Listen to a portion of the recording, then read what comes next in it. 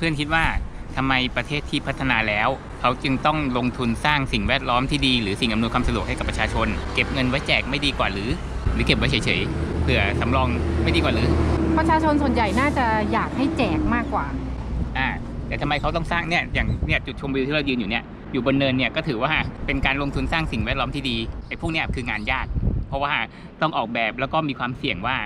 ทำมาแล้วประชาชนอาจจะด่าก็ได้ว่าทำไม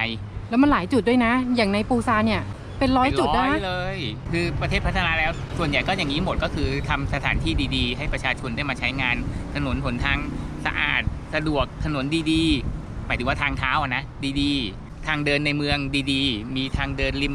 อ่าวริมทะเลดีๆมีสวนสาธารณะดีๆให้ประชาชนได้พักผ่อนหย่อนใจ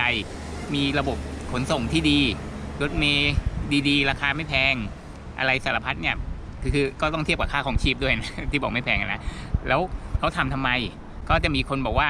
เงินจะกินจะใช้ยังไม่ค่อยจะพอเลยเก็บไว้ไม่ดีกว่าหรือรัฐเอาเงินมาแจกไม่ง่ายกว่าเนี่ยแจกคือมันคือเรื่องง่ายเลยก็แค่แจกใช่ไหมไอ้สร้างเนี่ยคือยากเพื่อนๆคิดว่าทำไมเอามาทำสถานที่ทำไมเก็บไว้หรือว่าเอาไปแจกซุรุ่ยซุร่ายเขาบอกว่าแจกแล้วเดี๋ยวเงินก็จะหมุนกลับมาเป็นภาษีที่รัฐเสร็จแล้วก็จะหมุนอะไรของเขาอีกหลายรอบเรื่องนี้มีประสิทธิภาพทำรถไฟดีๆทำไมสร้างสถานที่ดีๆทำไมคนเขาก็ไม่เดินกันหรอกพวกฟุตบาทมันร้อนเขาก็มีมอเตอร์ไซค์กันทั้งนั้นแหละอย่างเช่นถ้าเป็นประเทศเราโบกทำถนนดีๆคนไม่เดินทางเท้านะทำสวนสาธารณะดีๆคนไม่มาเพราะว่ามันร้อนก็เลยไม่ต้องทำอะไรเลยเนาะง่ายดี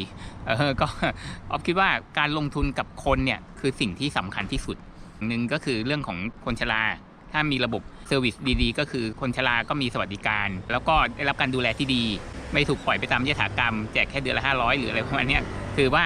จริงๆโลกเนี่ยมันเปลี่ยนแปลงได้เพราะว่ามนุษย์นะถามว่าประเทศที่เขาเป็นมหาอำนาจอย่างอยู่บนหัวเราเนี่ยประเทศใหญ่ๆเนี่ยเขาจะยึดเราวันไหนก็ได้แต่ทำไมเขาไม่ได้ทำก็เพราะว่ายึดแล้วมันปกครองไม่ได้ไง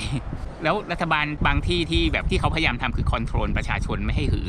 ไม่ให้รู้สึกตัวไม่ให้รู้สึกตัวดีกว่าถ้าประชาชนรู้สึกตัวว่าตัวเองนี่กำลังโดนคอนโทรลหรือกำลังโดนทำให้ต้องปากกัดตีนถีบอยู่เนี่ยประชาชนยังไม่พอใจลุกฮือขึ้นมารัฐบาลก็จะอยู่ไม่ได้ฉะนั้นเขาจะต้องทำอะไรที่มันไม่ให้คนรู้ตัวฉะนั้นสิ่งสำคัญที่สุดคือการลงทุนกับมนุษย์ไม่ว่าเขาจะเป็นตั้งแต่เด็กจนถึงคนชราก็ตามและการลงทุนการดูแลสวัสดิการคนชราก็หมายความว่าคนที่กำลังเป็นวัยทำงานอยู่ตอนนี้ก็จะรู้สึกว่าเขาทำงานไปอีกหน่อยเขาแก่ตัวลงเขาก็ยังอยู่ได้สบายไม่ใช่ว่าแก่แล้วยังไงไม่รู้ถ้าเราไม่มีสวัสดิการใดๆเลยเราก็กังวลใช่ไหมตอนแก่เราจะอยู่ยังไงทุกวันนี้แค่ค่าครองชีพก็จะไม่ไหวอยู่แล้วใช่ไหมคือทำให้ประชาชนรู้สึกแบบนี้จะได้แบบวันๆมัวแต่วุ่นวายกับการทำมาหากินก็จะได้ไม่ต้องสนใจว่ารัฐบาลกำลังทำอะไรอยู่คือเอาเป็นว่าที่เขาลงทุนกับมนุษย์เนี่ยคือลงทุนหลายด้านแต่เรื่องที่เราพูดวันนี้ก็คือเรื่องของสิ่งแวดล้อมพวกความสะดวกสบายความสวยงามทำให้ประชาชนเนี่ยเขารู้สึกเขาอยากจะอยู่คืออยากจะอยู่นี่มี2แบบนะคืออย่างแรกคือไม่มีทางไปก็เลยต้องอยู่ก็อีกแบบนึงคืออยากจะอยู่เพราะว่ามันดีไม่ได้อยากจะไปไหนมีความภูมิใจในเมืองของตัวเองอันนี้คือความภูมิใจที่แท้จริงถ้าความภูมิใจไม่แท้จริงก็คือเหมือนกับต้องทนอยู่ไงความภูมิใจที่แท้จริงแล้วก็จะได้ร่วมกันพัฒนาบ้านเมืองแล้วก็คนเราพออยู่ในสิ่งแวดล้อมที่ดีเขาก็จะสามารถสร้างสิ่งอะไรที่มันมหัศจรรย์ขึ้นมาได้อย่างต่อเนื่องประเทศพัฒนาแล้วก็หมายความว่าคนก็มีความเป็นกินอยู่ที่ดีแล้วถามว่าเราเข้ามิวเซียมไม่ค่อยมีคนเลยทำไมรถเมล์หลายจุดก็ไม่ค่อยมีคนขึ้นอย่างในยุโรปเนี่ยชัดเจนมากทำรถเมล์มาไม่มีคนขึ้นเขาก็ขับรถแล้วทำไมก็ไม่ต้องทำอะไรเลยเหมือนประเทศที่ไม่ทำอะไรเลยเอาเงินไว้แจกอย่างเดียวไม่ดีกว่าหรออย่างเงี้ยถามว่าก็ถ้าเกิดเขามีความสามารถรัฐบาลเขาทั้งทำพวกนี้ด้วยปรับปรุงทั้งทำขนส่งดีด้วยแล้วคนกินอยู่ดีด้วยแล้วมีเงินเหลือด้วยก็ฉันสามารถไม่ได้บอกว่าเอาเงินไปแจกก็ไม่มีเงินทำอย่างอื่นอย่างเงี้ยก็แสดงให้เห็นถึงศักยภาพของคนปกครองไงแล้วก็ถ้ารุ่นนี้มีความเป็นอยู่ดีก็หมายความว่าคนที่จะมาปกครองต่อไปก็คือสืบทอด DNA ไปด้วยก็จะเป็นคนที่ทำให้รุ่นต่อไปกินดีอยู่ดีมากขึ้นนะก็อย่างที่นี่เขาก็เลยพัฒนาได้อย่างรวดเร็วมากในช่วงเวลาแค่สั้นๆจากเดิมที่ล้าหลังกว่าเราซะอีกเพราะว่ามีสงครามคือเขามีสงครามกันมาเกือบ100 ปีเลยนะก่อนจะพัฒนาเนี่ยนะตั้งแต่ก่อนสงครามโลกครั้งที่1ซะอีกนะแต่ว่าพอถึงจุดหนึ่งปุ๊บเขาไปอย่างรวดเร็วมากแต่ทำไมมันล้างๆล่ะเนี่ยบ้านก็ล้างสถานที่ต่างๆก็ล้างคือเราได้ยินว่าคนอื่นมีปัญหาเนี่ยต้องดูว่าบางทีอาจจะเป็นปัญหาแค่ชั่วคราวนะอย่างสมมุติว่าคนหนึ่งที่ไม่ค่อยได้ทำอะไรเท่าไหร่เพราะว่าที่บ้านเนี่ยมีสวนมีไร่ คือก็ไม่ได้บอกว่าเขาขี้เกียจนะแต่หมายถึงว่าเขาก็นั่งนอนอยู่กับบ้าน ไม่ได้มีปัญหาอะไรไม่ได้มีความเสี่ยงอะไรแต่เขาก็พอใจของเขาอยู่อย่างนั้นกับอีกคนนึงก็คือทำงานแบบว่าหาเงินขยันมากแล้วเขาก็มีคอนโดมีรถมีอะไรแต่มาถึงวันหนึ่งก็ได้ยินว่าเขาเป็นหนี้ต้องผ่อนสารพัดแล้วก็ตอนนี้เขางานมีปัญหาเราก็เลยบอกว่าเห็นไหมเป็นอย่างคนแรกดีกว่าก็ไม่ต้องดิ้นรนอะไรมากก็มีกินมีใช้ก็ไม่ใช่ว่าคนที่กำลังเป็นหนี้นี่เขาก็แค่อาจจะเป็นปัญหาแค่ชั่วคราวและความเป็นอยู่เขาก็อาจจะยังดีอยู่อย่างเงี้ยก็หมายความว่าประเทศนั้นเขาอาจจะมีปัญหาแค่ชั่วคราวเท่านั้นเองแล้วเขาก็จบตรงนั้นเขาก็ไปต่อได้ก็เอาเป็นว่าที่จะพูดวันนี้ก็คือการลงทุนกับคนคือสิ่งที่สำคัญที่สุดเท่านั้นเองถ้าเกิดว่าลงทุนกับคนแล้วผลมันไม่ออกวันนี้หรอกคือแจกเงินอาจจะเห็นผลระยะสั้นแต่ผลระยะยาวไม่มีลงทุนกับคนไม่รู้หรอกว่ามันจะเกิดอะไรขึ้นแล้วก็รู้สึกว่ามันจะคุ้มหรือเปล่าแต่ว่ามันจะออกผลในอนาคตเป็นผลที่เราอาจจะคาดไม่ถึงไม่สามารถคำนวณเป็นตัวเลขได้อย่างน้อยมันเป็นการรักษาคนเก่าก็คือเด็กๆวัยรุ่นวัยกลางคนรักษาให้เขายังอยู่แล้วก็อยู่อย่างมีความภูมิใจแล้วก็สามารถที่จะดึงคนอื่นเข้ามาแต่งงานกับเราได้ด้วยแล้วแปลกประเทศที่เขาถีบตัวเองแบบเนี้ยเขามักจะเป็นประเทศที่ไม่ได้อุดมสมบูรณ์ถ้าเกิดเขาไม่พัฒนาเขาก็คงจะอดตายเพราะว่าส่วนใหญ่ก็มีแต่ความหนาวมีแต่ภูเขาที่ปลูกอะไรไม่ค่อยขึ้นฉะนั้นเขาก็ต้องพัฒนามันก็คนละมุมมองมันเป็นอะไรที่ประเทศที่ยังต้องปักกัดตีนถีบอยู่เนี่ยก็อาจจะยังไม่เห็นภาพแต่ว่าถ้าประเทศที่เขาความเป็นอยู่ดีขึ้นแล้วเนี่ยเขาก็จะนึกถึงแบบเนี้ยว่าจะทำสถานที่ที่เราอยู่ให้มันดูดีขึ้นได้ยังไงบ้างแต่ว่าเอาบอกปากกัดตีนถีบเราไม่ได้โทษประชาชนเลยนะก็ต้องย้อนดูต้นเหตุว่าปากกัดตีนถีบเพราะอะไรบอกว่าประหยัดเงินแล้วเงินมันเอาไปใช้ทำอะไรเอาไปใช้กับเรื่องที่มีประสิทธิภาพหรือเปล่าหรือว่าเอาไปแค่ทำอะไรที่มันไม่เกิดประโยชน์เลยหรือคอร์รัปชันหรือเปล่าหรือยังไงการที่ทำให้ประชาชนกินดีอยู่ดีเนี่ยมันเป็นสิ่งที่รัฐบาลส่วนใหญ่ในโลกพูดแต่ปากแต่ความจริงคือเขาไม่ได้อยากหรอกไม่ได้อยากจะทำอย่างนั้นจริงหรอกเพราะว่ามันจะทำให้งานเขายากดูนะถ้าเกิดว่าเราทำให้คนแบบมัวแต่ใช้เวลากับการทำมาหากินปุ๊บเนี่ยเขาก็จะไม่มีเวลามายุ่งกับรัฐบาลมากนักอย่างมากก็บ่นแต่พอแจกอะไรให้หน่อยนึงปุ๊บก็เงียบไปช่วงนึงพอเศรษฐกิจไม่ดีก็ค่อยบ่นอีกเขาก็แจกอีกก็วนลูปกันไปเรื่อยๆแต่ประชาชนกินดีอยู่ดีปุ๊บเกิดอะไรขึ้นประชาชนมีเวลามาสนใจอย่างอื่นมากขึ้นสิ่งสวยงามสภาพแวดล้อมตรงนี้มีขยะนะกลายเป็นช่างตีมากขึ้นอาจจะตรวจสอบรัฐบาลมากขึ้นรัฐบาลก็ทำงานยากก็คือต้องเป็นรัฐบาลที่ขยันแล้วก็จะคอร์รัปชันก็ยากเพราะประชาชนก็ดูอยู่มันทำให้เขาลำบากขึ้นไงเขาก็เลยบอกว่าการทำให้ประชาชนกินดีอยู่ดีเนี่ยเป็นสิ่งที่รัฐบาลพูดแต่ปากแต่ความจริงคือเขาไม่อยากทำเพราะเขาทำยากเขาทำแล้วก็อาจจะไม่ได้ผลประโยชน์อะไรทีนี้พอมาถึงวันนี้ปุ๊บมันก็ล้างเนี่ยล้างหมดเลยนะทีวีที่เคยมีกดดิมีได้ไหม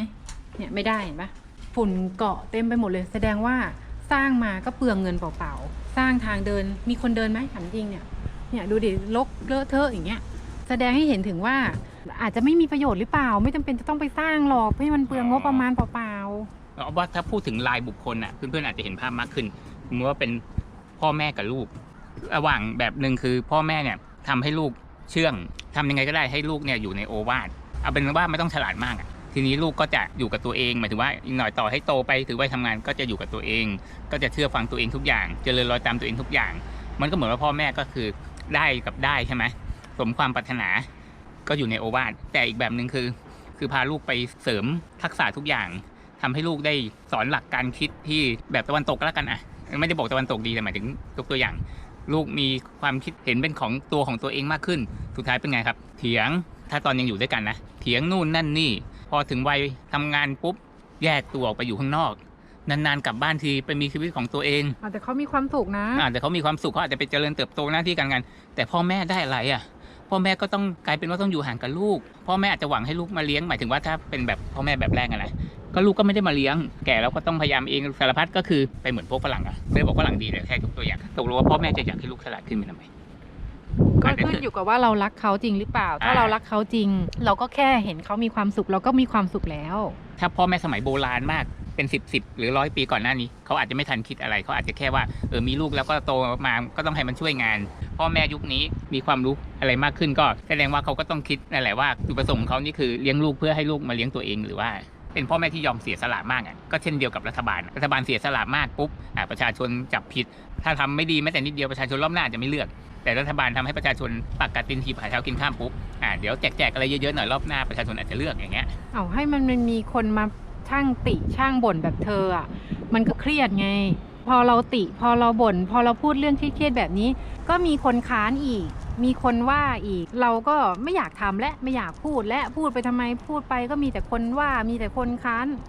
จริงๆแล้วว่ามันขึ้นอยู่กับคนเลือกก็ไปเลือกคนที่ตั้งใจจะมาหาผลประโยชน์มันก็ผลเป็นแบบหนึ่งจุดชมวิวรุ่นโบราณโอ้ยแต่จุดดีนะเนี่ยเห็นทุกอย่างเลยอ่ะเห็นทั้งโมนูเมนต์นั้นปูซานทาวเวอร์โดนหลบบังอยู่นิดนึง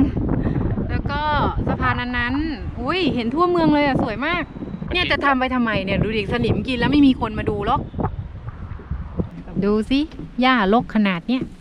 ไม่มีคนมาทำเนี่ยเขาจะทำไปทำไมทำไปก็ไม่มีคนมาดูหรอกไม่ต้องทำอะไรเลยง่ายกว่าเนาะใช่เปลืองมีคนบ่นทีนึงก็ค่อยทำทีนึงก็ดีกว่าเนาะแล้วเพื่อนๆคิดว่ายังไงควรทำหรือไม่ควรทำอย่างการตกแต่งกำแพงพวกเนี้ยมันจะทำไปทำไมอ่ะเปลืองงบประมาณเปล่าๆทำไปแล้วมันได้อะไร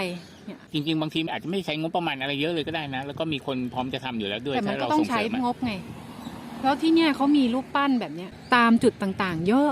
มากๆแล้วก็กำแพงพวกเนี้ยเขาจะทำตกแต่งพวกเนี้ยไปทำไมเยอะด้วยนะทั่วเมืองเลยแล้วก็บันไดอ่ะ